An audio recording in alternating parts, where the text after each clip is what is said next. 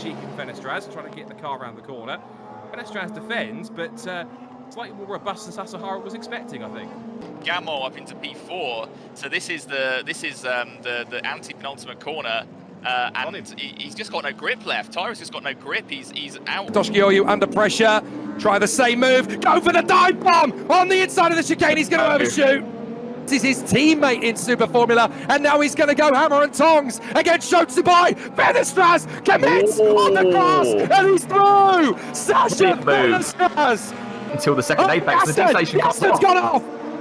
Tomonobu Fuji goes off the road. He's got a puncture. Oh, the Aston Martin. That was the line. That's what he's going to argue. Yeah, that's going to ruin any chances of the number 100 car scoring good points. It's just looking so good here. He's going for it. Oh, my word. That's going to put OU wide. Yamashita's going to have a run on him. He's getting decent grunt off the turn, but again, on the straight and narrow, the double fuel flow restrictor is going to cost them. Now, they're currently in 8th place. The car is out again. I think we're going to get a replay of what happened. Ishiro lost it on his own. Yeah, and then straight. Oh, sorry. The Wackos car was caught out as well. Yeah. Number 16. It happened. If it came out of the last corner, now that's not a disaster actually. As we see problems for the good Smile Hatsune, the Pacific Idol Master NAC, left front puncture for the number 9. Doing a driver change. Now what's happened here? Why are we seeing a replay of Sasahara? Oh no, loses the back end. No, that is going to cost that car Civics and Chio in Nissan going through. There goes, in fact, round the outside the Astamo Civic down towards Unlock Corner, down the outside, and the carbon copy what happened to Alesi. And again, Kunamoto putting up no fight whatsoever into that braking zone. Either he realised his tyres are done, or he's just trying to hang on and survive and preserve them if he's taking too much of them at all. But he really is slipping down the order. For the 87 J-Lock, that's a puncture in the rear. Rear puncher, yeah, that's disastrous for number 87. Been very diverse over the last few years. It's up the inside, around the outside, using the traffic. Oh, Sukiyo Matsuda shows why he is the most winning driver on the current Super GT grid. Three wide into the first turn there as the Satamoto Opet Supra is going to go wheel to this. We got away with that, and Makino's going to use that as a chance to get ahead. He springboards past Tsuboi with their differing strategy to everybody else. The Subaru's in trouble. Oh, Subaru. Not again. Not again. How many times in one season? Struggling earlier on, and it looks like it's Kazuki Oki's turn now. So Sullivan goes one side, then the other. He's going to try and outbrake Oki on the inside, and I think he's going to get the move done there. He forces Oki out onto the curbs. Oki had no choice but to give up the position there, but O'Sullivan as well. Yeah, that's the 52 type of green Brave car. Kobayashi can move side by side for 6th. Bravery holds on. Oliveira gets to the back of him, and again through the Dunlop corners. This is real back and forth stuff in GT300, and we've still got incredibly some 23 laps to go. But this is effectively the battle for 4th place. Now we're watching between Yamauchi and Kobayashi. And Kobayashi, of course, you can't exceed the white line there. Out of the final turn. Hang on a minute. He's had an off. He's had an off somewhere. He has, because he was running P4 ahead of Bertrand Baguette, and now he's side by side with Yuki Sakaguchi. He's going to be 15th by the time we get to turn 1 here. The real racing machine just up ahead. Shun Koide has got the positions. Matsuda trying to hang on and does so in his 200th start. And here we go. There he is, way off the road. Wow, my word. And don't forget, 2 years ago, that's the exact corner where he had a monster crash in the number 23. You've got to hang on. Good job, Tamu, but don't open the door on the inside of the hairpin. They're going to shut that radius up to the inside of turn 2. They're going to have to be very careful on acceleration because Yu Kalamara can just drop the hammer and drive right round the outside of the Aston. There's going to be grip, and he'll get it done. But Fuji is not bailing out. They're going to stay side by side. They've been level pegging since the finish line. And there's Courage and 7x7 battling way for P2. Nora got very, very close. The Fuser Kondo looking up the inside into the next left-hander. And is he going to make the move completed? Yes, he does. Great work there. The temperatures are dropping, but the track is still evolving at a rate, but not to the point where people can think it may be. Here we go. That's Nomura's around by Yoshiaki Katayama.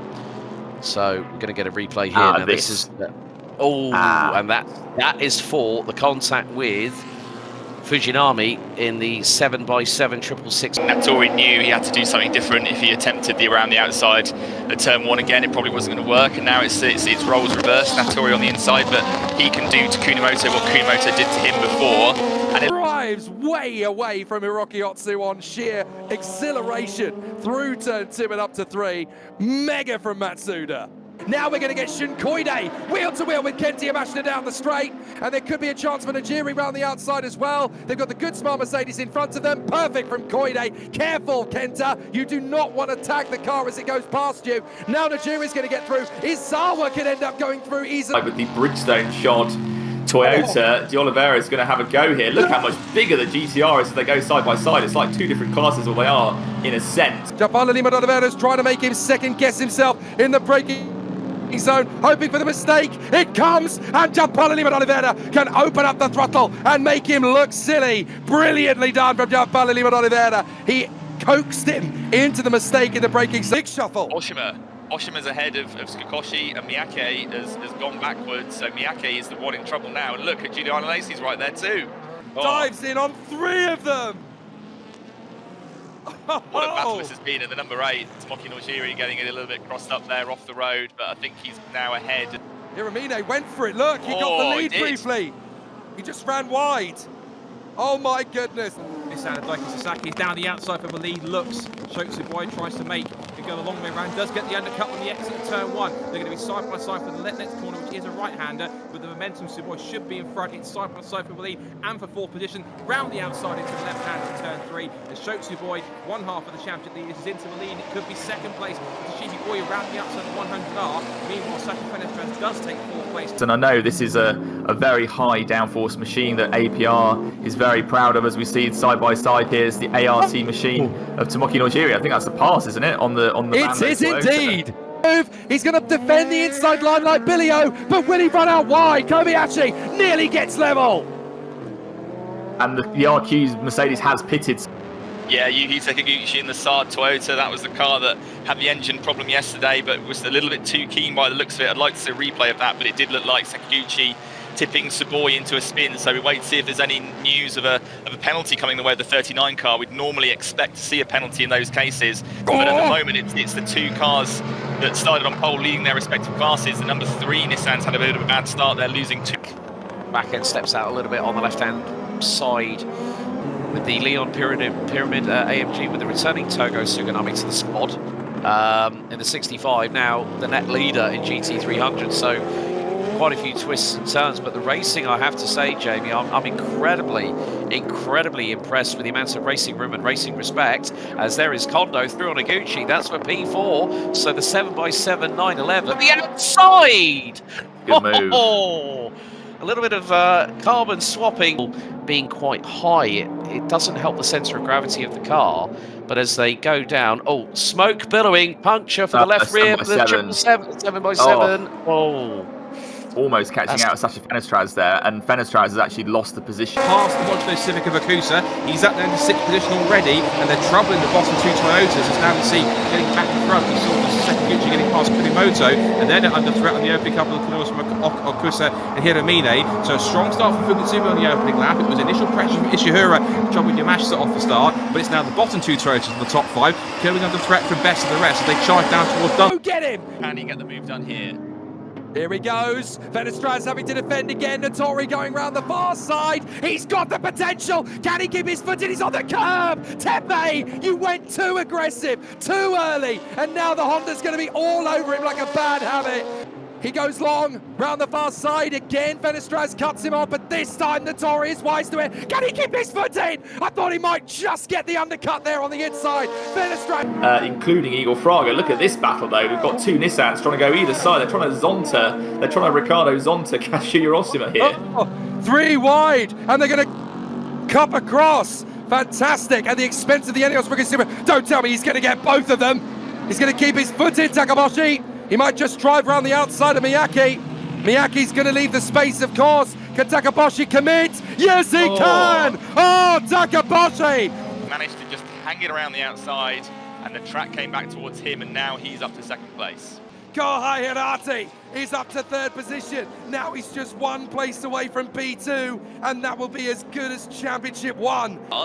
He's actually, wow, look at Kazuki Oki struggling. It's the Dunlop tyres and not giving anybody any grip apart from the Subaru, it seems. We saw Hiroki Yoshimoto. Charlie gets the move done. Aston Martin hits the front of Fuji. Oh, and Kataoka.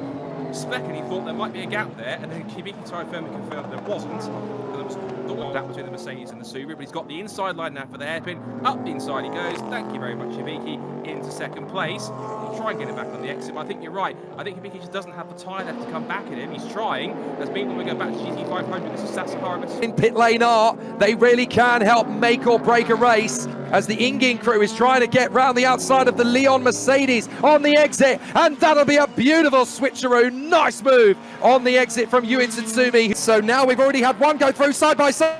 Koide round the far side, child's play, because on the curbs Ricky Okusa has no grip to play with. So good work there from Shin Koide as he moves up